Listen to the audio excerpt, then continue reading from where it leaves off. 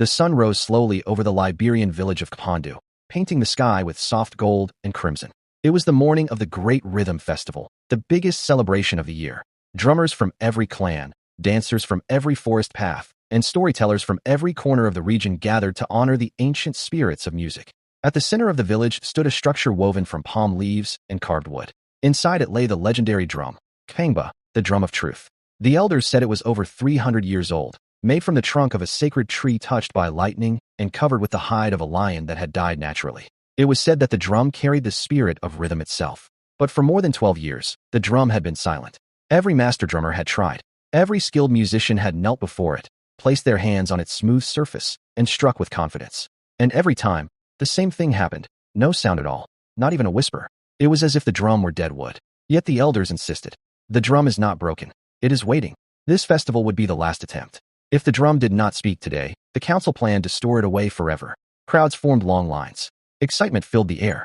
And in the middle of it all, unnoticed, walked a thin, soft-spoken 13-year-old girl named Efua. Efua was not a drummer. She barely spoke above a whisper.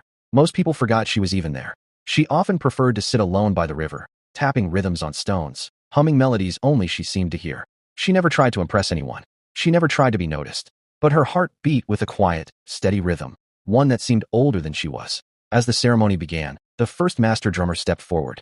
The crowd clapped, expecting greatness. The man bowed, flexed his fingers, and struck the drum with a sharp, practiced motion. Silence. A second drummer tried. Then a third. Then 10 more. All silence. The crowd murmured in disappointment. Children grew restless. Some began to laugh, mocking the legends. It's just an old drum, someone said. It has no magic, another added. Across the clearing, Efua stood at the edge, holding a woven basket for her mother. She had not come for the drum. She had only come to deliver vegetables to the festival cooks. She tried to slip past the crowd, hoping not to draw attention. But as she walked near the sacred structure, something strange happened. A low hum filled the air, soft at first, like distant thunder, then deeper, vibrating the ground beneath her feet. People stopped talking. Heads turned. Eyes widened. The hum was coming from the drum. The elders froze. No one had ever heard the drum make even the smallest sound, not for over a decade. Yet here it was, humming, because Efua was near it. The chief elder raised his hand. "Child," he said, voice trembling, "come forward." Efua's eyes widened. She shook her head quickly. "I didn't do anything," she whispered. "Come," the elder repeated. Hands gently guided her to the center. A circle formed around her, silent and expectant.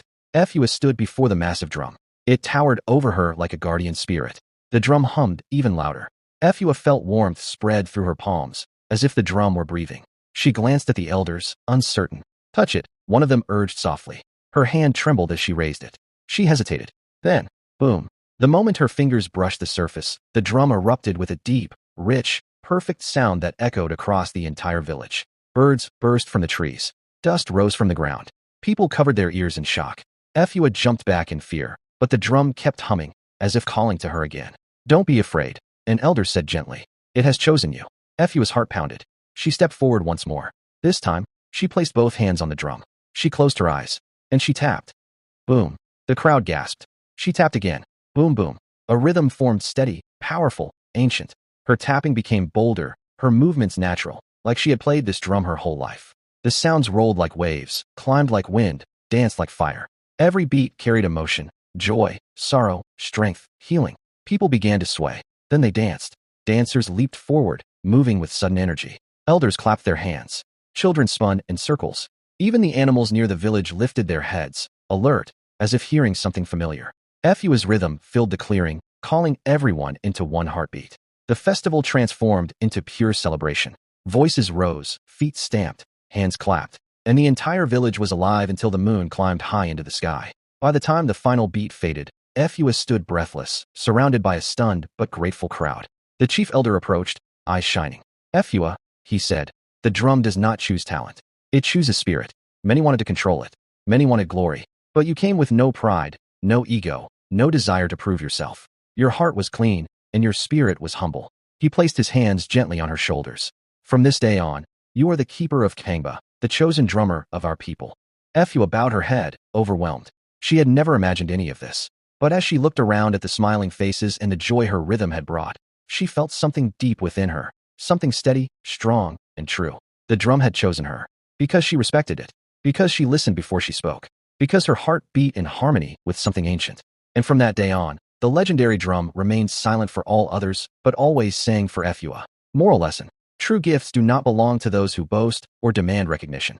They reveal themselves to those who approach with humility, respect, and a sincere heart. The greatest power chooses those who honor it with integrity.